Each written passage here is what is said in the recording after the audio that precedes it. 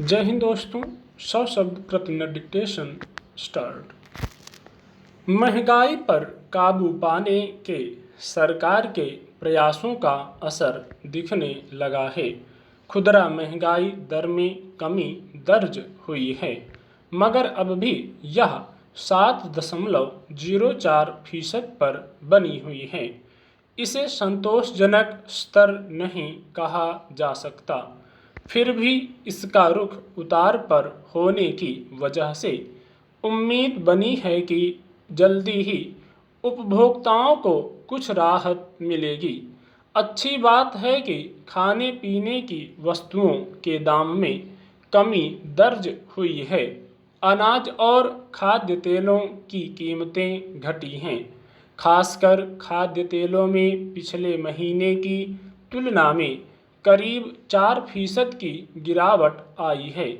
इसके पीछे petrol diesel की कीमतों में कमी और बैंक दरों में बढ़ोतरी वजह बताई जा रही है।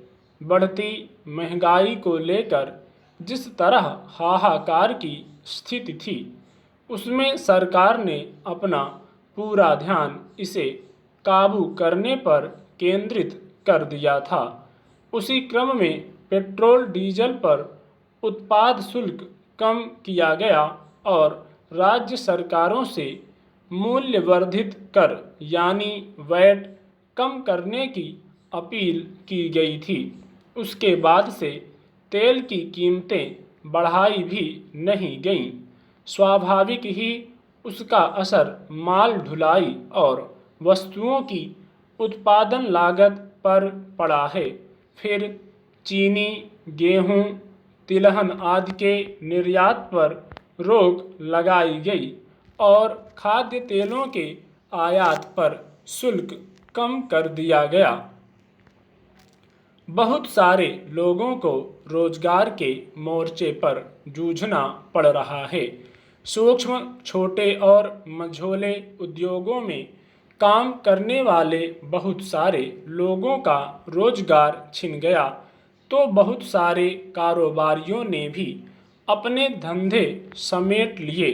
भवन निर्माण क्षेत्र में लगातार सुस्ती बनी हुई है। फिर बाजार में पूंजी का प्रवाह न बढ़ने से बड़े उद्योगों की स्थिति भी कुछ ठीक नहीं है।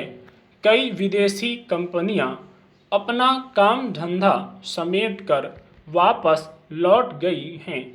ऐसे में एक बड़े वर्ग की क्रय शक्ति काफ़ी घट गई है।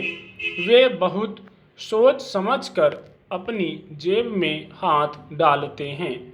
बढ़ती महंगाई के चलते उन्हें दोहरी मार झेलनी पड़ रही थी। रोजमर्रा की चीज़ों के लिए भी उन्हें कई बार सोचना पड़ता था। खुदरा मुद्रास्फीति उतार पर होने से उन्होंने स्वाभाविक ही राहत की सांस ली है, मगर मौजूदा दर भी 6% से ऊपर है और संतोषजनक स्तर तक पहुंचाने के लिए फिलहाल आजमाए जा रहे उपायों को लंबे समय तक जारी रखना पड़ेगा। देखने की बात है कि सरकार ऐसा कब तक कर पाती है।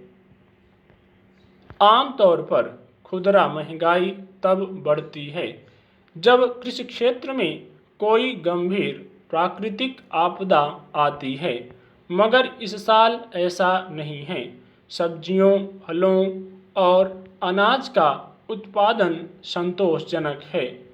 पेट्रोल डीजल की कीमतें बढ़ने से ढुलाई का खर्च बढ़ गया, जिसके चलते बाजार तक इन चीज़ों की पहुंच महंगी हो गई। फिलहाल तेल पर उत्पाद शुल्क घटाकर सरकार ने इसे काबू में करने का प्रयास किया है, पर इसे लंबे समय तक वह शायद ही जारी रख सके। अंतर्राष्ट्रीय बाजार में कच्चे तेल की कीमत अब भी ऊंची है। फिर बैंक दर को भी अगर थोड़े थोड़े अंतराल पर बढ़ाया जाता रहा, तो उसका अन्य उद्योगों पर प्रतिकूल प्रभाव पड़ेगा। इसलिए सरकार के लिए ऐसा कर पाना चुनौती भरा काम होगा। स्टॉप।